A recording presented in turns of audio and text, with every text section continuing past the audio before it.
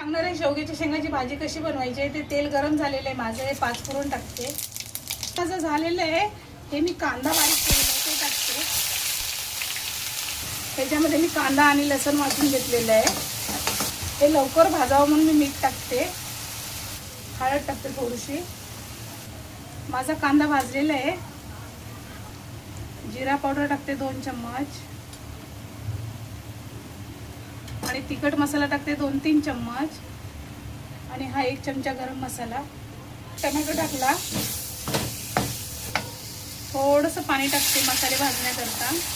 मसाले माझे तसे भाजलेले आहेत तरी पण मी एकदा थोडं पाणी टाकून वाफेवर ठेवणार आहे. भाजलेले आहेत. आता मी या शेंगा आणि बटाटा टाकणार आहे. आपण असं पण बिना बटाट्याची पण भाजी करू शकतो.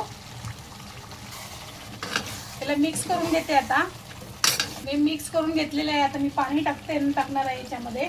कोमट पाणी पण करून टाकू शकता आणि गार पाणी पण टाकलं तरी चालेल, असं काही नाही. पण एकदाच पाणी टाकायचं, परत परत पाणी नाही टाकायचं भाजीमध्ये, पण भाजीची पूर्ण चव निघून जाते.